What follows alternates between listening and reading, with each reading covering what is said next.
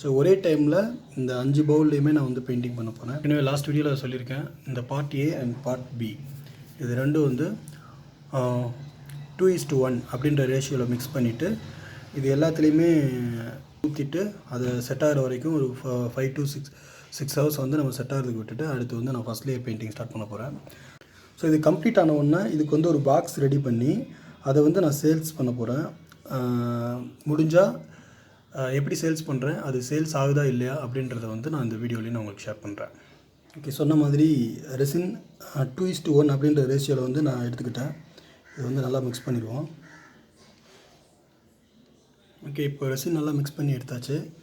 நம்ம எல்லா பவுல்லையும் வந்து ஊற்றி வைக்க வேண்டியதான், குவான்டிட்டி கம்மியான குவான்டிட்டியில். இதுக்கு வந்து 2 பீட்ஸ் ஆட் பண்ணியிருக்கேன்.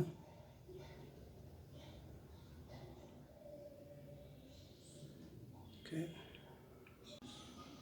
ஓகே இப்போ எல்லா பவுல்லையுமே வந்து நான் ரெசின் ஆட் பண்ணிட்டேன். இதுக்கப்புறம் நம்ம வந்து அந்த பீட்ஸ் ஆட் பண்ணுவோம்.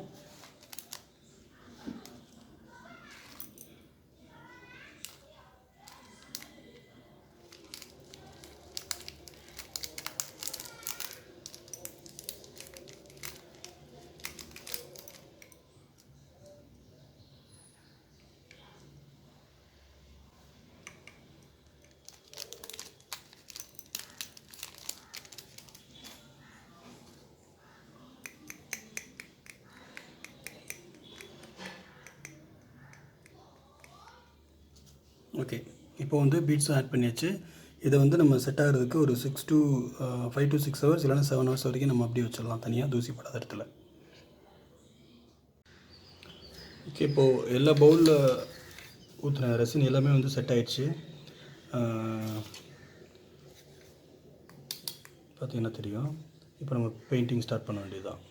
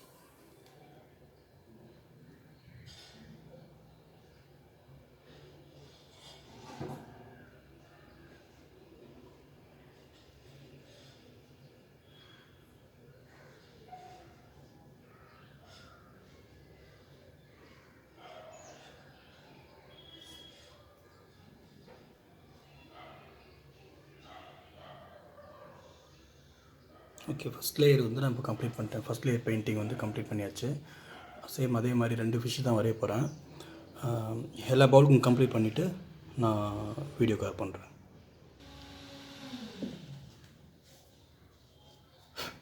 ஓகே, இப்போ எல்லா பவுலுக்குமே வந்து நான் ஃபஸ்ட் லேயர் பெயிண்டிங் முடிச்சிட்டேன். இப்போ வந்து நம்ம ரெசின் ஆட் பண்ண வேண்டியதான், செகண்ட் லேயர் ரெசின் ஆட் பண்ண வேண்டியதான். நான் அந்த ஒரு பெயிண்டிங்காக எடுத்து காமிச்சிட்டு நான் ரெசின் ஆட் பண்ணுறேன் அப்படியே. ஸோ ஒன்றும் டிஃப்ரெண்ட் கலரில் பண்ணியிருப்பேன். இதெல்லாம் வந்து ஒரே ஒரு ஃபிஷ் தான் பண்ணியிருக்கேன்.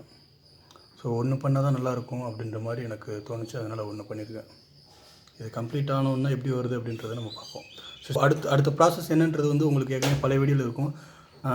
அந்த வீடியோவோட லிங்க் வந்து நான் டிஸ்கிரிப்ஷனில் கொடுக்குறேன், அதை நீங்கள் செக் பண்ணிக்கோங்க. இதை வந்து நான் இப்போ அடுத்த கண்டினியூஸாக நான் வீடியோ எடுக்க போகிறதில்ல. இதை வந்து கம்ப்ளீட் பண்ணிவிட்டு அதோட அவுட்புட் ஃபைனல் ரிசல்ட் எப்படி இருக்குது அப்படின்றத மட்டும் நான் அந்த வீடியோவில் காமிக்கிறேன்.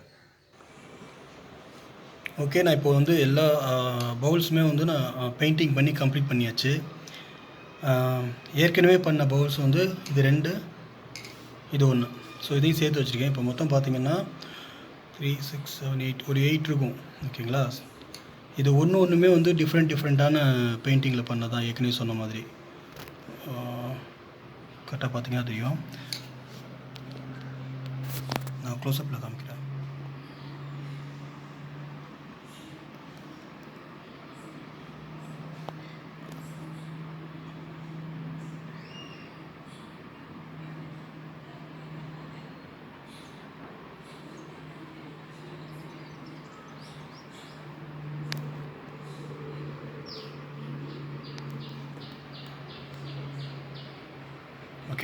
ஸோ இதுதான் வந்து இப்போது ஃபைனலாக வந்து நம்ம கம்ப்ளீட் பண்ணியிருக்கிற அந்த 3D ரெசின் ஆர்ட்டு. இதுக்கடுத்து நான் என்ன பண்ண போகிறேன்னா, இந்த பவுல்ஸ் வந்து நான் ஆன்லைனில் வந்து ப்ரொமோட் பண்ணி இதை எப்படி செல் பண்ண போகிறேன் அப்படின்றது தான் அடுத்த வீடியோவில் நான் போட போகிறேன்.